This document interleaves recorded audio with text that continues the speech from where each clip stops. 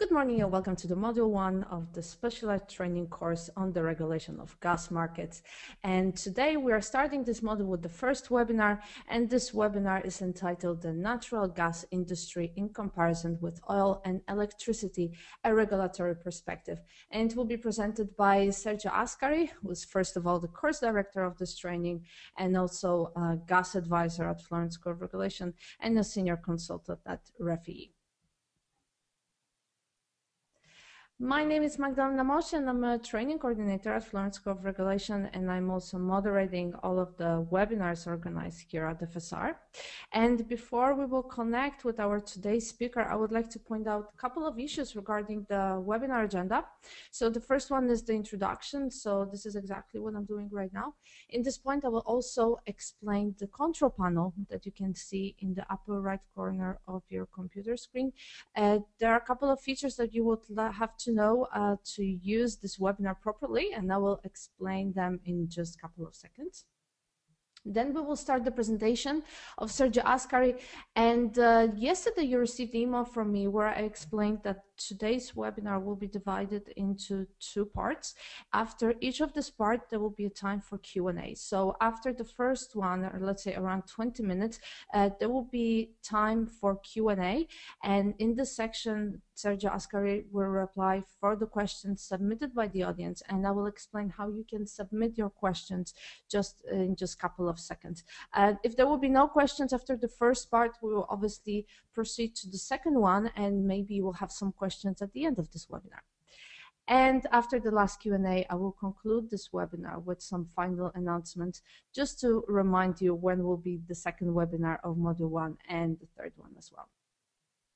Okay, so this is the control panel that you can see right now on your computer screen. There are a couple of features that I would like to explain now.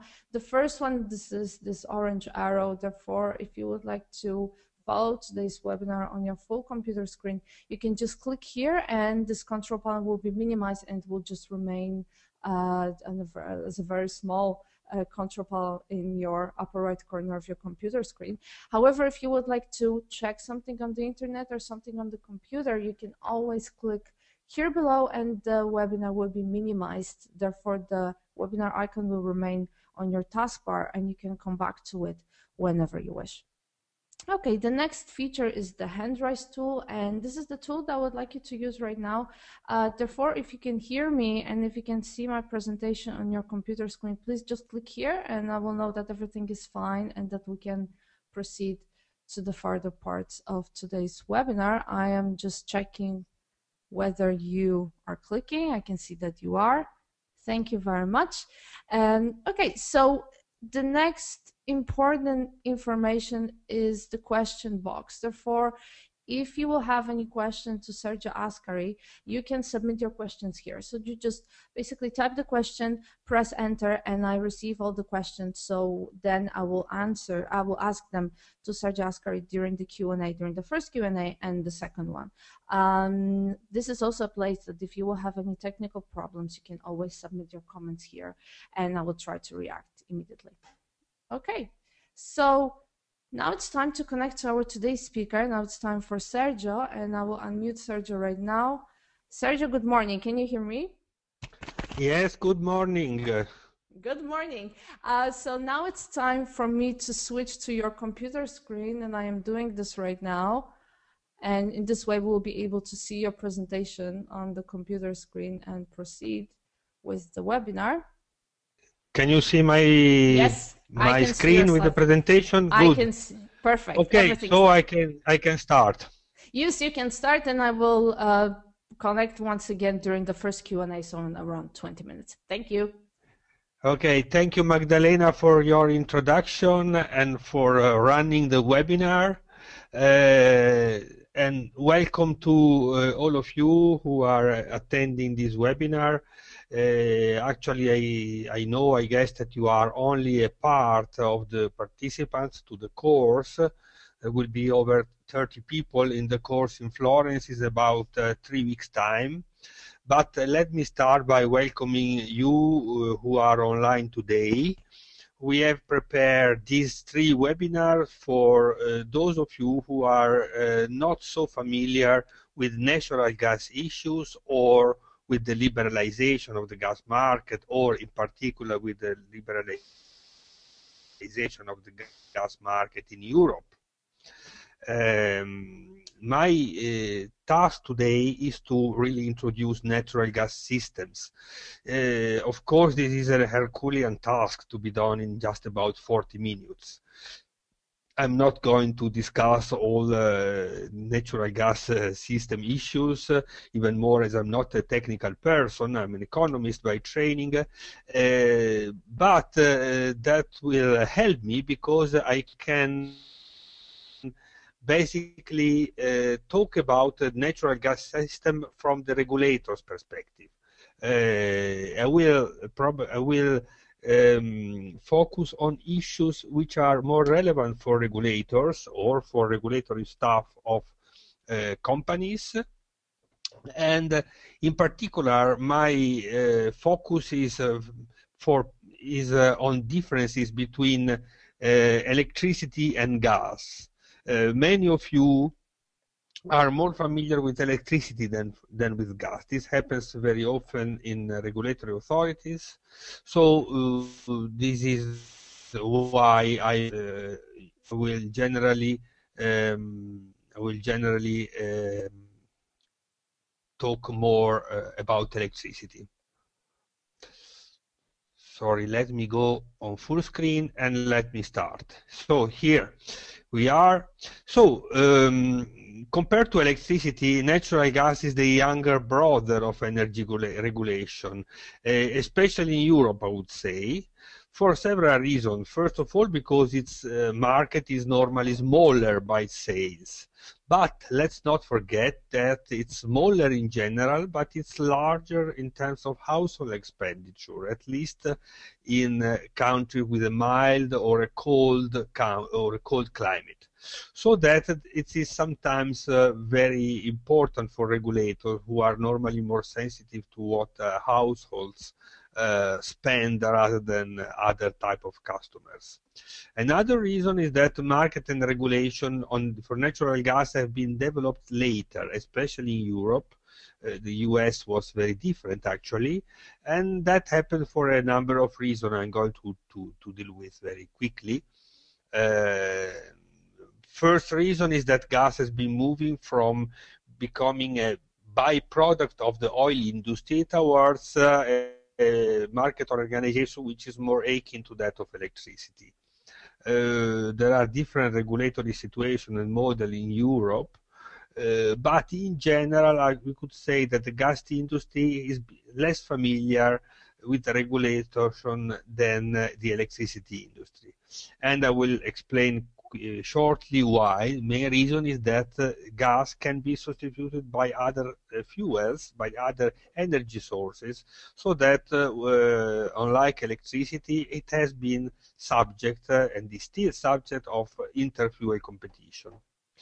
Another major point, very basic point, is that gas travels much more than electricity, and both within the countries and particularly across borders. About 60% of natural gas that is used in Europe crosses at least one border, and about 30% crosses at least two borders. But in the case of electricity, only 3% on average crosses border. Even though for some countries the rate of percentage of imports is much higher. Also, there is less international regulatory convergence in gas than in electricity, but that's a paradox, because if gas is more international than electricity, there should be more international regulation, which is not the case. So I will go very quickly through, I would say, a number of headlines rather than talking about the topics, because it's really impossible. But please use your time for questions so that we can perhaps go in more details into a few issues. I will mention very briefly the issue of market power, externalities, public service obligations, security of supply, risk, and features of the markets on each of the phases of the gas value chain, starting from production. Production is very much close to the production of oil. Very often it's produced in the same type, in the very same wells, very same fields. If you want to familiarize a little bit with production, we have a little textbook which we call the natural gas primer, and we will send it to whoever requests it. But please ask me for it. If you are interested, that will explain rather simply how production and all the other phases are, also from a technical point of view. Exploration and production are very much connected, and they involve a very high capital investment and very long term horizon for exploitation. I mean that you need a long time to start production and long time to fully depreciate it. And this is very important for all the other phases of the value chain, because when people think about how, for example, transmission is regulated, they must always keep in mind that upstream of transmission there is a production which requires very long very long time to depreciate investment, and that is quite important for all the phases of the gas value chain. Here you have a scheme of how production happens on shore or offshore. Even though production has a very high capital intensity, yet it has limited economies of scale. And in many countries there are many producers, and there are solutions to share the risks, so that production is generally speaking regarded as a competitive activity, and therefore it's normally beyond the scope of energy regulators. But there are exceptions, and particularly in Europe we still have exceptions where the price of produced gas, or internally produced gas, is actually subject to regulation, and that is of course against the laws of economics, and it is sometimes a problem for market liberalization. What should the regulatory staff know about production, about gas production? Of course, main data about reserves, where production happens, and what are its costs. In the next few slides, you will see the main reserve holders, the main producers of natural gas, with the US that have recently overtaken Russia as the first world producer, thanks to the famous shale gas revolution. Please read the natural gas primer if you want to learn more about shale gas. And also you will see some production cost estimates, which are quite interesting, I think, even though production cost is actually a rather limited part. You see that in most countries production cost is less than $1 per million BTU, whereas the average European price is about $10. So that's the role of production in the value chain. Moving on to transmission, well, Transmission or transportation. Transmission is a legal term which has been really borrowed from electricity. Gas people used to speak about of transportation rather than transmission. But what is it? It is something that normally happens by fixed pipelines. We'll talk about liquefied gas transportation later. Gas is normally transported by over rather long distances, up to about 4,000 kilometers, by high pressure pipelines, often, as I told you, on an international scale. Transmission, unlike, transmission shares with production the feature of very high capital intensity, very high capital requirements, so that there are long-term horizons for the operation and for the depreciation of the investment. But unlike production, transmission also has high economies of scale, so that it's normally not effective and more costly to duplicate the transmission infrastructure. That's why gas transmission is normally regarded as a so-called natural monopoly. Here you see how pipelines are led. And as I told you, from a technical point of view, the transmission inside the European Union or inside each country is not different from transmission that occurs that happens outside the European Union borders to hold the gas from production fields to Europe, for example. And here you can see a rough estimate of supply cost. Actually, this is the sum of production and transportation cost. And a very quick look at these figures, which you see are between 2 and 4 dollars per million BTU. You can easily compare them with the production cost I showed you earlier, and you see that actually the transportation cost outside the European Union is a very large component. It's a very important component of the gas value. Well, this was the very first technical part of the presentation. I've gone through it maybe even too quickly, but maybe you have some questions about it, so I would like to take questions from you if you have any. Well, so far there are no questions submitted, so I think our audience is just listening for right now. Just remember that after the second part of the webinar, there will be still time for Q&A. So if you have any questions later on, we will still have time to ask those questions to Sergio.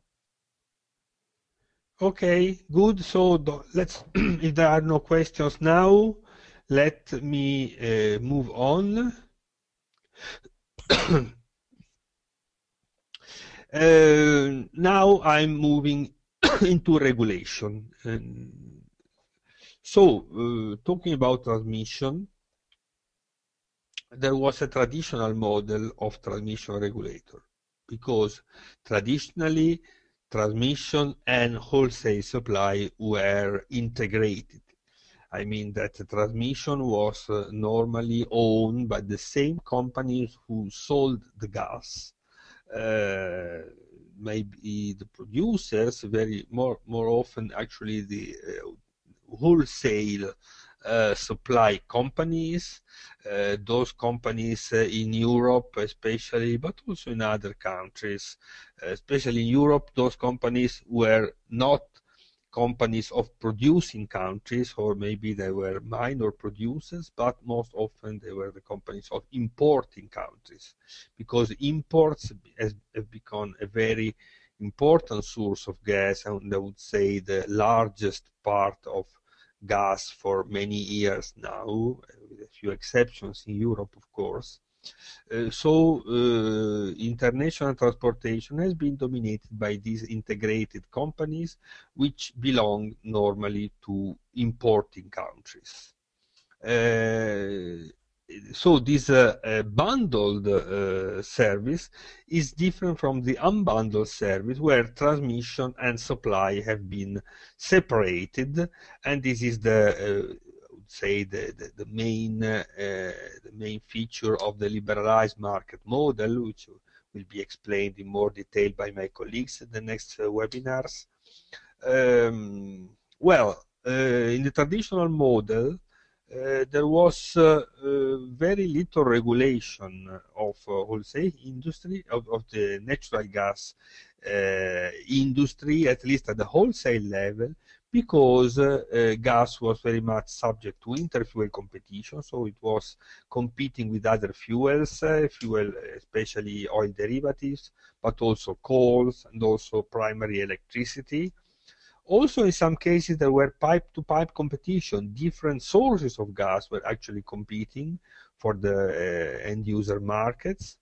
So even if it was integrated, the industry was a little bit competing.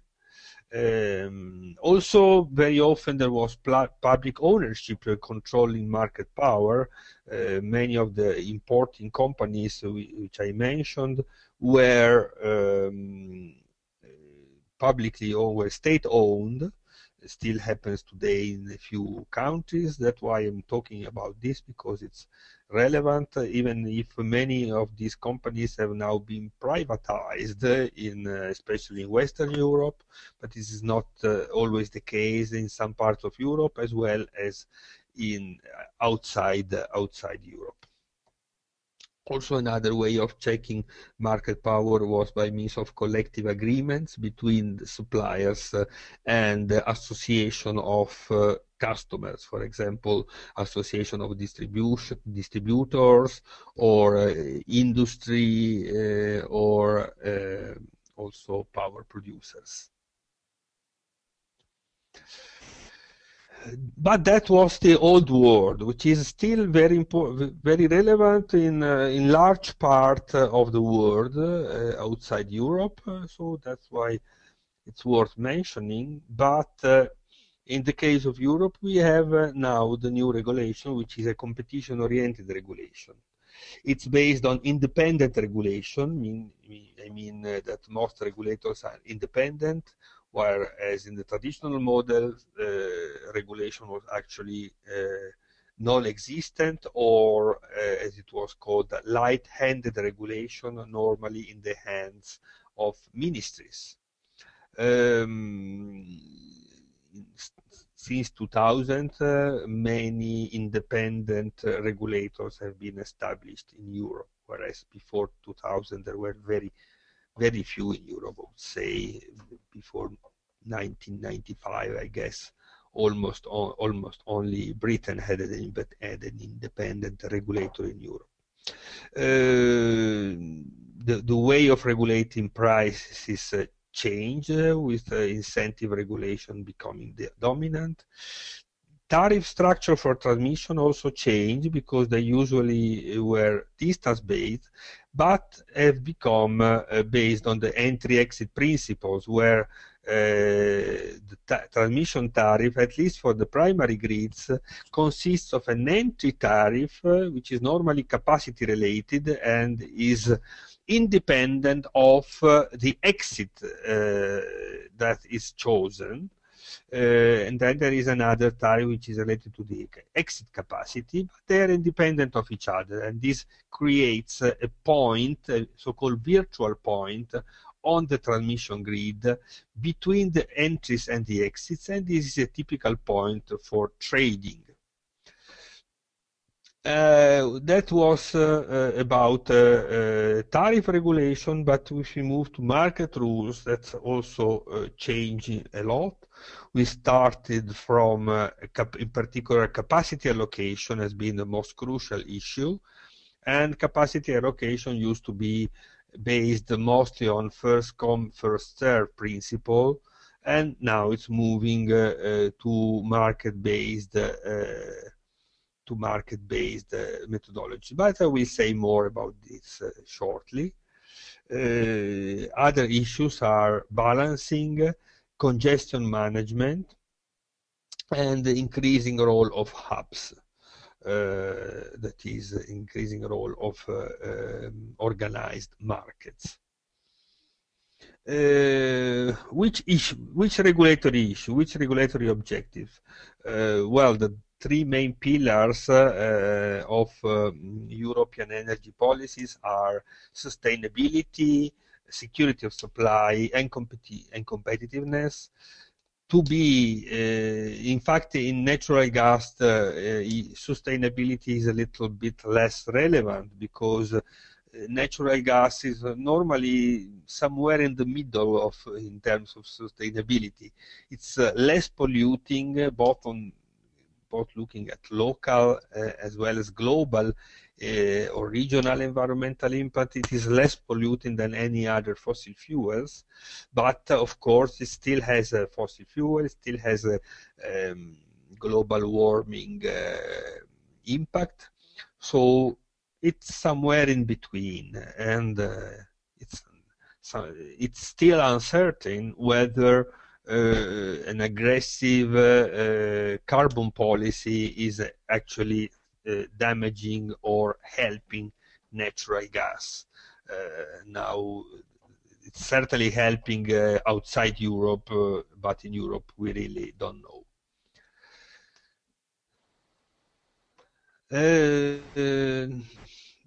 So, more in detail, some issues about allocation of capacity. Important issues which have been discussed for a long time, are capacity calculation and transparency of capacity. This is probably an old time problem now. It's no longer very important. But we are now witnessing a revolution in the way capacity is allocated. For many years, the main criteria was first come, first served, which actually helped the incumbent, the old capacity holders, to keep their market power, or maybe there was prorating, that is, if more capacity than required than available is required, it is divided on a fair basis among all claimants. But and also there were merit orders. For example, capacity was allocated to companies supplying gas for the residential market, for example, or there were several merit order criteria in several countries. Now all of this is changing because starting a couple of years with the new European Network Code, all capacity will be allocated by auctions. And again, there will be more about this in the next few webinars, in the other two webinars.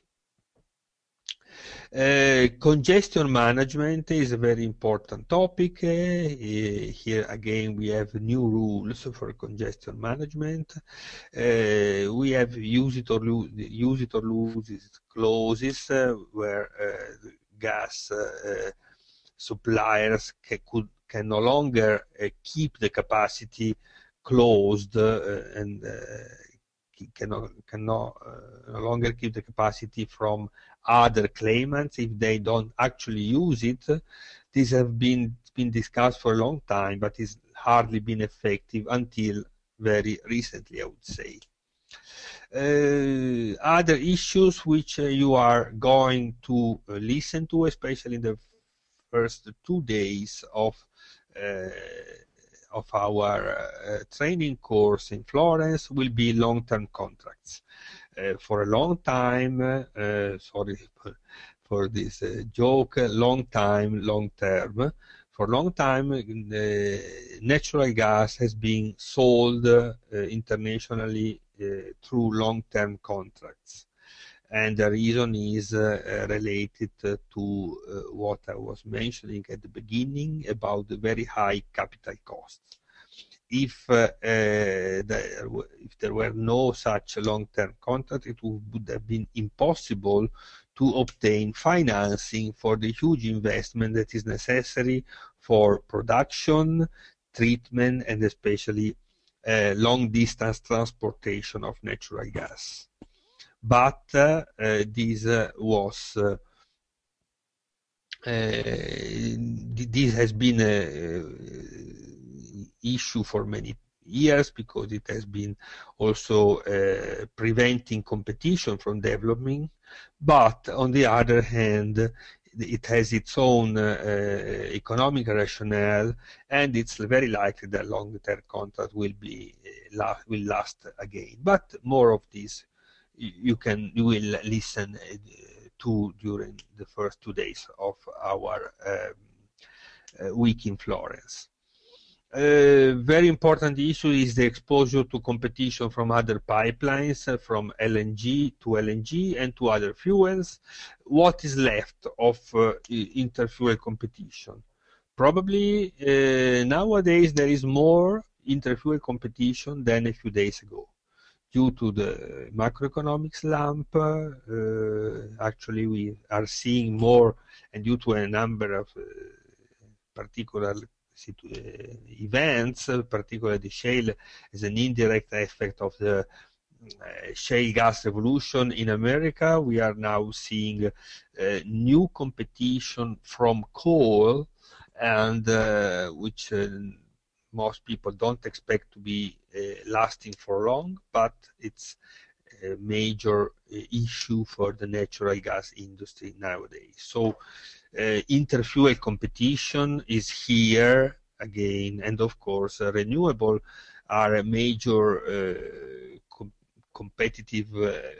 major competitor for natural gas in the field of power generation.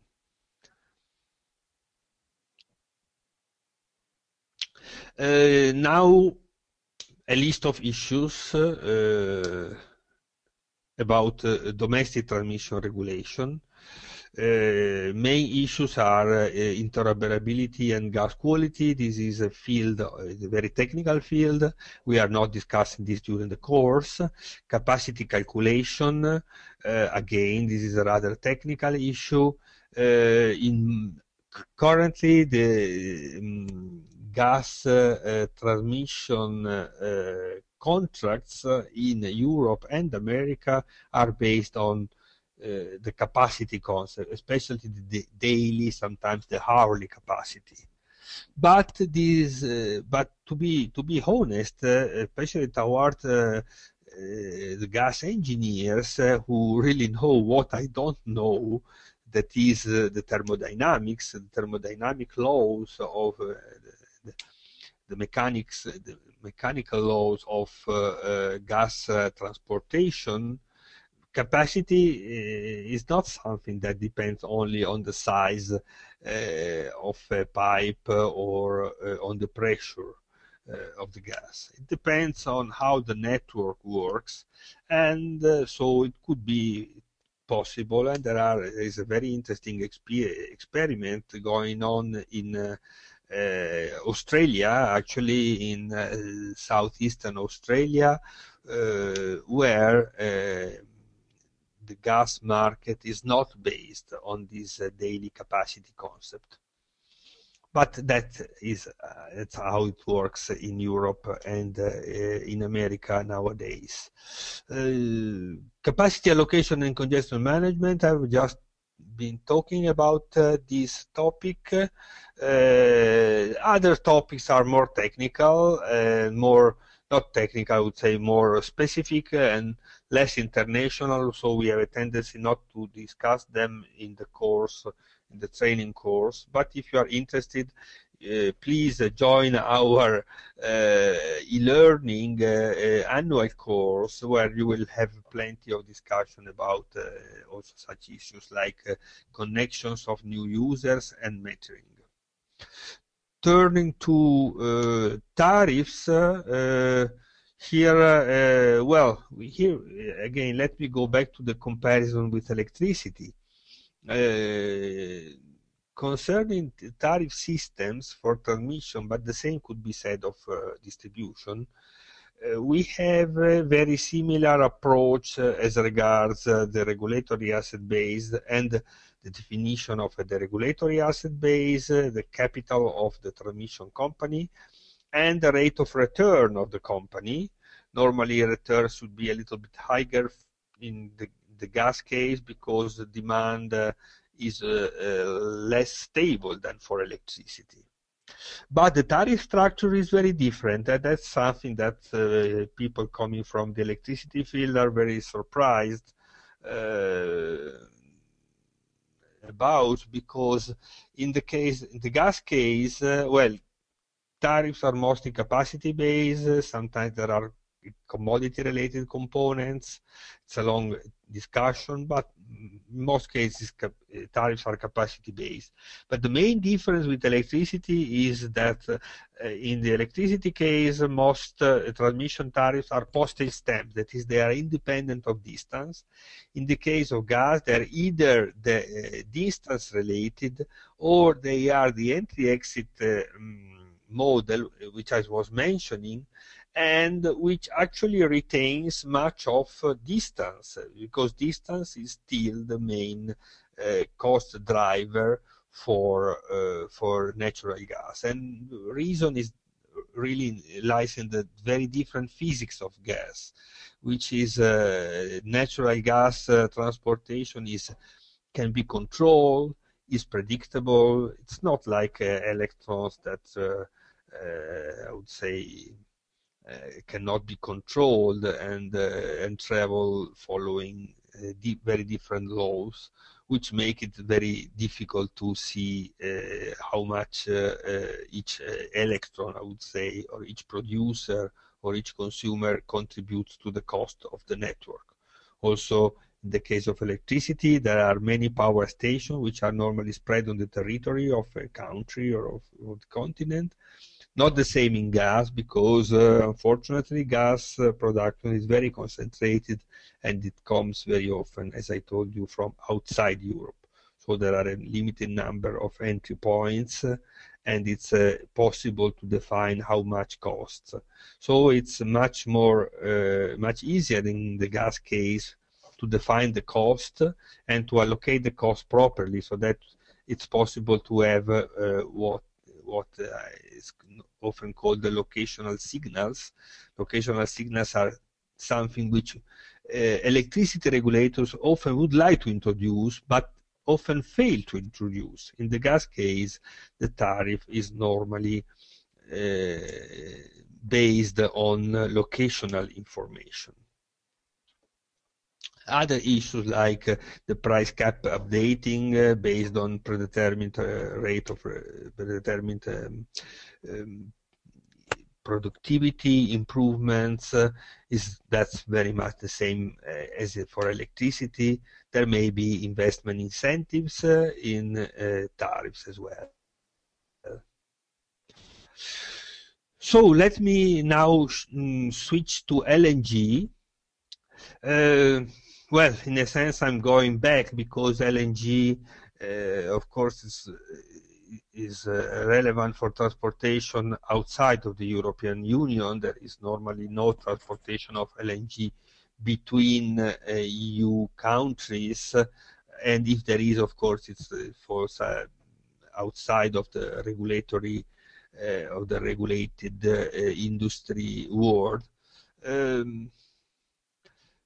Well, the LNG chain allowed the transportation of gas by ship, by liquefaction.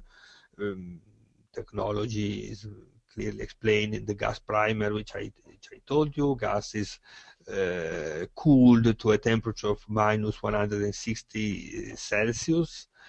And in that way, its volume shrinks by about 600 times, so that it can be more or less easily transported. And the transportation of LNG is actually cheaper than by pipeline for distances, well, depends on the cases, but very often for distances above 2,000, 3,000 kilometers. and increasingly also for shorter distances. Actually, LNG is becoming more and more important for natural gas transportation. And this is a very important point because, as I told you at the beginning, I wanted to compare gas with electricity, but also with oil. Now, I could tell you that all of the gas industry organization, and as a consequence, its regulation has been moving towards electricity, toward the electricity world, which is a world of fixed networks. But be careful, because the increasing role of LNG is, in a sense, bringing gas more towards oil. Oil is a world where the fuel is transported partly by pipelines, because pipelines are very important for oil transportation, of course, but mostly by ships. And now we have technologies to transport LNG not only by the big ships on the oceans, but also increasingly by barges that can travel shorter distances or even on rivers. And also LNG is being increasingly transported by trucks, by special trucks, and there are proposals to use LNG as a automotive fuel as well. So LNG is gaining ground, and the regulation of natural gas is really should really consider this point. Actually, for example, the adjustment of LNG flows is one way of bypassing bottlenecks in the transmission grids. Now, what I could say, what I haven't said yet about transmission, is that transmission of gas is normally less congested than transmission of electricity. The reason why gas is more international is that it's basically cheaper to transport natural gas than to transport electricity. And capacity is more abundant for gas, so that the physical congestion of pipelines is less common than in the case of electricity interconnectors. And also, as I told you, LNG, for example, redirecting LNG loads from one port to another can help relieve congestion of fixed pipelines. And that's why the transportation of of natural gas is quite different from that of electricity, and should be looked at very, very carefully, especially before the same models are applied, because that could be quite inefficient, really. Anyway, LNG also has a high capital intensity. There is some accident risk. I'm not an expert. Please read the gas primer for more information. But there are certainly social acceptability problems for LNG regasification plants. Yeah, there are many LNG regasification plants in Europe, and more are being built. Sometimes LNG terminals are regulated as part of the transmission systems, as if they were fixed assets belonging to transmission systems and regulated much in the same way. This is the case of several European countries, like, for example, Spain, that's an example. Belgium is another example, Italy. In other cases, there is a tendency towards a sort of deregulation. I'm not using the word in the right, I mean, in the technical sense, but actually there are exemptions from third-party access, which have been often awarded for LNG terminals in Europe. And in America, for example, all LNG terminal, regasification terminals have been long exempted from regulation, because they are assimilated to production plants, basically. Storage is another intermediate activity. Storage is technically very much close to production. In very many cases, it uses all the partly or totally depleted gas fields, or sometimes aquifers, which are geological structures that are akin to those of gas fields, and which are filled for gas, and they can keep the gas. Also salt cavities, and in some cases LNG sites can also be used as small storages. There are fewer economies of scale in storage. There is more potential for competition between storage sites, and also since the main role of storage is providing flexibilities, there may be competition between the flexibility contribution of storage and the flexibility that can be provided by other ways, so that it's possible to I mean, that's why storage is normally less regulated activity, but again, in some cases, storage is regarded as an essential facility and it's subject to regulation.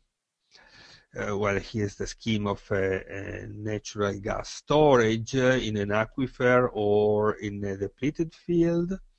That's what I was just talking about, so I can go on. I was talking about competition between storage and other flexibility sources like production flexibility, import flexibilities, changes the line pack, that is the special type of storage. It's actually the gas which is contained at high pressure in the transmission system, and that's also a sort of storage. It's much smaller than the storage type, but it's important, especially for short-term fluctuation, and it's called the line pack.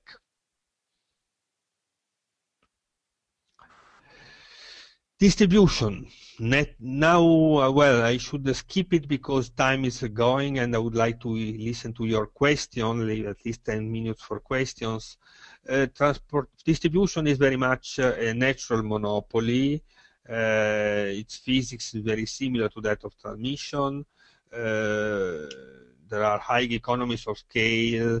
Also, it's subject to public service obligation. For all of this region, distribution is subject to full regulation. There are issues in technical regulation for tariffs, which are very much similar to the regulation of distribution, electricity distribution tariffs, and also there is quality of service, which is again a little bit different from that of electricity, because in gas distribution the main quality of service issue can say it's safety, but there are also other issues, especially customer relationship between distributors and end users. Other issues are regulation of connection, regulation of meters. I'm not going to speak about these issues because, again, if you are interested, you are very much welcome to join our e-learning course, but we will not discuss distribution any further in the specialized gas training, which is much about wholesale and rather upstream issues. Gas supply, there is also, it's very close, talking about end user supply, so this is an issue which is very much close to that of distribution. After unbundling of distribution from end user supply, there is competition in training, in retailing, sorry. Still, there are very often there is retailing competition is hampered by the remaining market power of the old suppliers. When market start with an incumbent supplier which has a very high market share, that makes it very difficult to win market share from that supplier, and that's also why very often this incumbent supplier is subject to some regulation.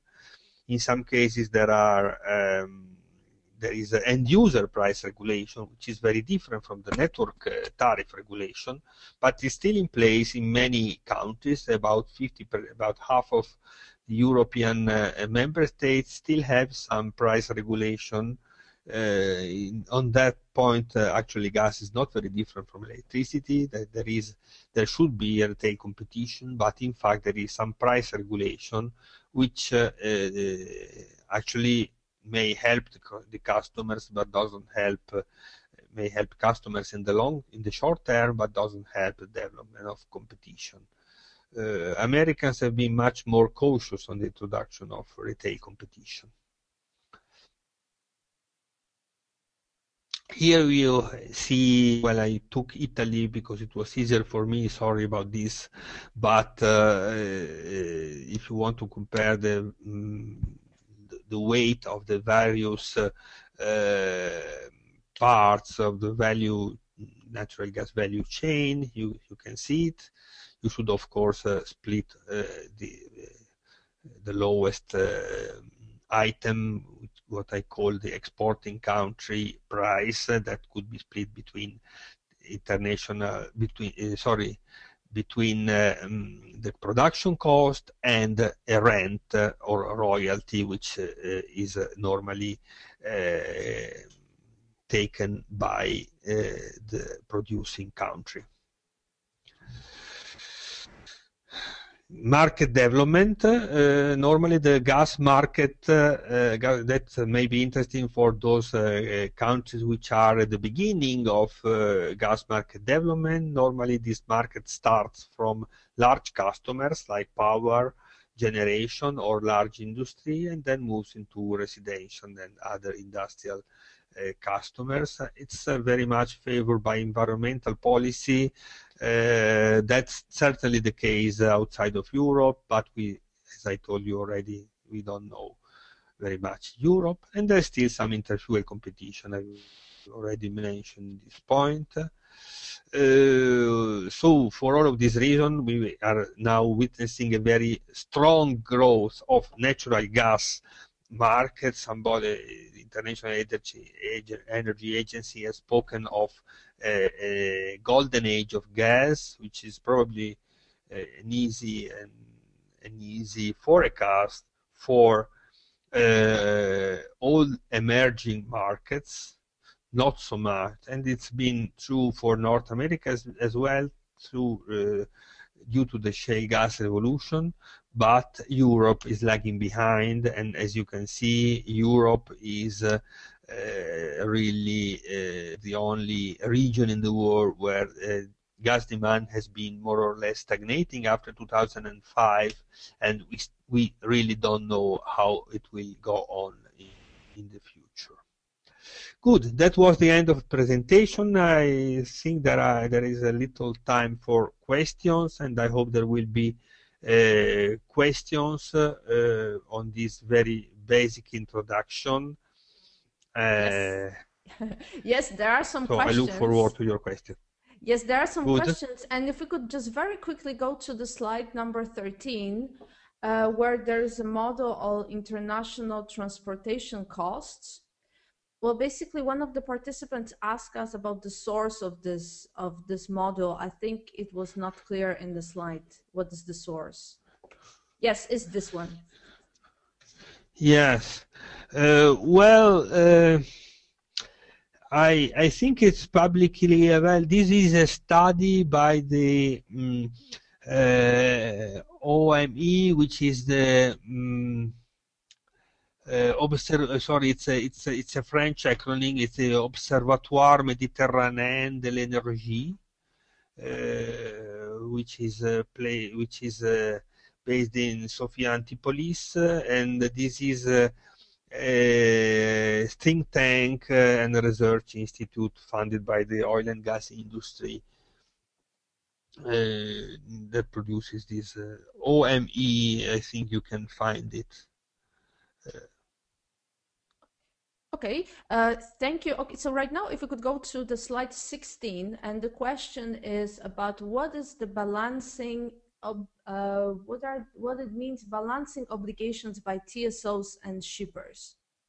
So this is Yes, one of the very good bullet points. question. Yes, good question. I mentioned this issue very shortly, but I've not gone through it in more detail. Maybe more will be said by my colleagues, but balancing, well, balancing is a very interesting topic because it's a very technically difficult, and it normally entails, I would say, an awful lot of work for regulator, for transmission operators, for shippers, for everybody, because it's actually an area where market liberalization has brought more problems, because in the traditional system, well, of course, a gas network must be balanced, meaning that gas that is injected should be more or less the same as the gas that is withdrawn from the network. Otherwise, pressure goes up or down, and there are certain minimum and maximum pressure for a network to work.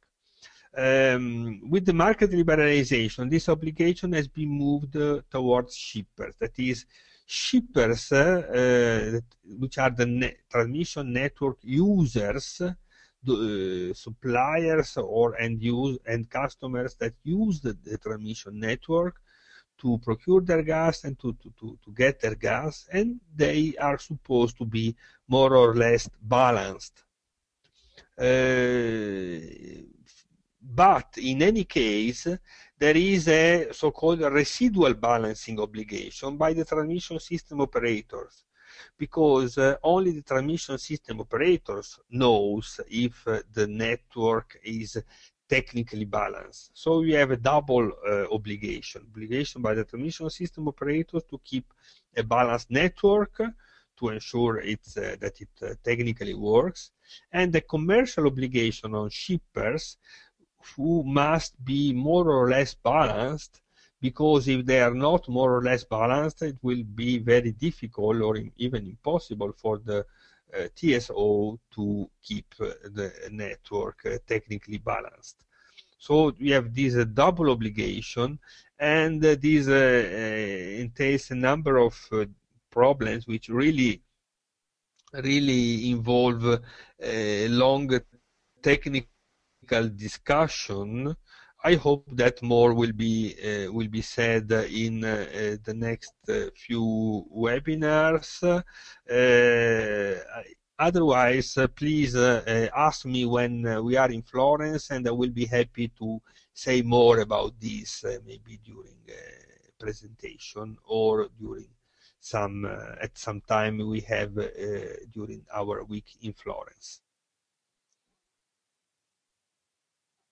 I think that we have time for one more question. I'm very sorry, there were more questions coming right now. I would like to just say that Sergio will be happy to receive your emails and to answer for your questions in email or then during the residential course. So the last question will be, could you please precise what TPA exemption stands for?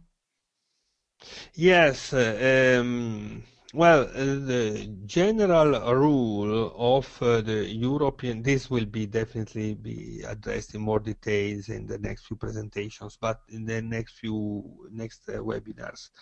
The basic rules of market liberalization in Europe is that there should be third-party access to gas facilities, that is transmission systems, LNG terminals, and storage sites, and distribution networks, of course. But there may be exemptions from these obligations, which are normally awarded in case a new facility is to be built, and the facility builder, the facility operator, can demonstrate that if there was third-party access, this facility could not be built. So he has to show that there are several rules.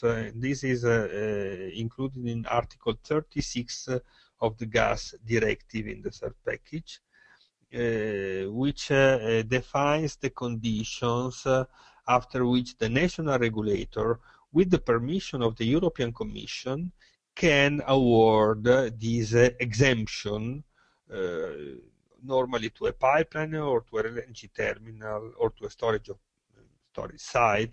And as I told you, these exemptions are quite often awarded to LNG terminals, but normally regulators are not happy to give exemptions to transmission pipelines, because in that case you would have a double regime of pipelines, those with TPA and others without TPA, which is not the best way of organizing a market.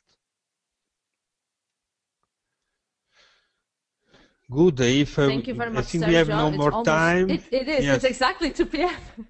Yeah. So I look forward to meeting all of you in Florence, and please send me questions or just ask me questions during the Florence week. We will have some time to discuss during the week. Thank you very much, Sergio. So right now I am muting you and I'm just concluding this webinar. Thank you. Goodbye.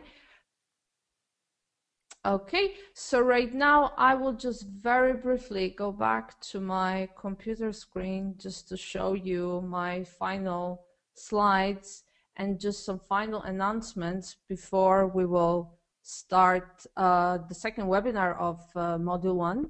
So right after I will close this computer screen, you will see the survey automatically appearing on your computer screen. So this is a very short questionnaire, and I would really ask you to fill it out, because if you have any suggestions regarding the webinars, you can always tap it there, and in this way we'll be able to improve the webinars before the next webinar next week. And also remember that every webinar will be followed by different speakers. So it means that every webinar will be slightly different. However, we are very curious to know your comments after this one, and just to see if there is something missing and if there is something that we should implement. Okay, so remember that on Friday, like I said in my email that I sent you last week, I said that on this Friday you will receive a recording and the PDF once again through the WeTransfer. This is a website that allows us to send you a big files, and the recording will be slightly a big file because we will also edit it a little bit and a little bit adjust the audio and so on. So you will receive it from my email, and if you will have any problems with opening the files, please let me know and I will try to send you the file once again. Okay, and the next webinar will be next Tuesday, so on the 22nd of February, again at 1 p.m. You have registered for the webinar today, so you already know how it works. To register for the next one, it works exactly the same way. I know that some of you have registered for all three at once. So the next one will be about the natural gas transmission and outline of the main regulatory issues, and it will be presented by Michelle Halak. And so I would like you to participate also in this one. However, you will also receive the recording of this webinar on Friday after the webinar. So if you are not able to participate in this one, don't worry, you will receive the recording later on. And the last very brief announcement is that on the Florence School of Regulation website, there is a part called videos, and if you click on that, you will be able to find the webinar archives. This is the archive of all webinars that we have organized here at Florence School of Regulation. We are organizing webinars almost every month. Therefore, if you would like to maybe watch some of them, you will find them here. Okay, and once again, if you have any questions regarding the webinars or the residential part of the training, you can always contact me. And you know that you can also contact Sergio to submit some of your questions and then receive some feedback from him before the residential part. And well, this is time to say goodbye. So thank you very much for joining today, and thank you very much for all the questions submitted to Sergio. And I hope that I will see you next week. And well, if not, then I look forward to seeing you in Florence in a couple of weeks. Thank you and goodbye.